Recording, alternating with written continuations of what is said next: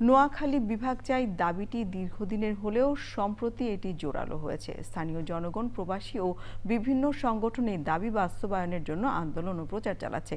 তাদের মতে নোয়াখালীর সবকিছু একটি বিভাগ হওয়ার জন্য উপযুক্ত। বিভাগ হলে অর্থনৈতিক ও প্রশাসনিক সুবিধা বাড়বে বলে আশা করছেন তারা। যুক্তরাজ্যের লন্ডন থেকে বিস্তারিত জানাচ্ছেন এমদাদুল হক এমদাদ। অবকাঠামো, স্বাস্থ্যসেবা, শিক্ষা ও প্রশাসনিক সুবিধা বাড়াতে নোয়াখালীকে স্বতন্ত্র বিভাগ করা জরুরি হয়ে পড়েছে দাবি করে লন্ডনের আলতাবালি পার্কে মানববন্ধন করেছে যুক্তরাজ্যে বসবাসরত বৃহত্তর নোয়াখালী প্রবাসীরা। এ সময় অনলাইনে যুক্ত হন সাবেক মন্ত্রী বরকতুল্লাহ বুলু। লন্ডনে বসে এই নোয়াখালী বিভাগের জন্য আন্দোলন করছেন, নোয়াখালী বিভাগ চাচ্ছেন।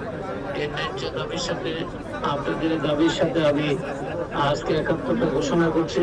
বর্তমান সরকারের কাছে আমার অনুরোধ থাকবে, বাংলাদেশের প্রয়োজনে, বাংলাদেশের যে ল্যান্ডের যে প্রবলেম, এডুকেশনের প্রবলেম, এই প্রত্যেকটি সমস্যা সমাধান যদি করতে হয়, নোয়াখালীকে বিভাগ করতে হবে। Hi guys, I have a message for Dr. Yunus. I want a division for Noakhali. হাজার বছরের ইতিহাস, ঐতিহ্য, সমুদ্র সম্পদে ভরপুর রোহিঙ্গা আশ্রিত মানবিক জেলা নোয়াখালীর প্রাপ্য বিভাগ এই জোরাল দাবিতে উত্তাল হয়ে ওঠে পুরো শহীদ মিনার চত্বর। নোয়াখালীকে বিভাগ করলে সেটা শুধু নোয়াখালীর মানুষ না, সারা দেশের মানুষের বেকার সমস্যার সমাধান করবে। প্রায় 7 লক্ষ লোক প্রবাসে বসবাস করে। আমরা এই প্রবাসীর পক্ষ থেকে এই দাবিকে সরকারের কাছে একাত্ম পোষণ করার জন্য বিনীতভাবে অনুরোধ করছি। প্রশাসনিক বিকেন্দ্রীকরণ ও আঞ্চলিক উন্নয়ন নিশ্চিত করতে নোয়াখালী বিভাগ সময়ের দাবি।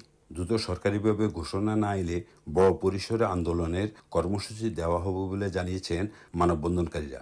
বৃহত্তর নোয়াখালী যদি একটি বিভাগ হয়, এটি শুধুমাত্র নোয়াখালীর উন্নয়ন নয়, সমগ্র বাংলাদেশের উন্নয়ন হবে। শিক্ষা, নোয়াখালীর ল্যান্ড হইতে শুরু করা অনেকগুলো বিষয়ে আমরা নোয়াখালীতে বিভাগের দাবিদার। প্রবাসীরা দাবি করেন নোয়াখালী বিভাগের সম্ভাবনা অপরিসীম।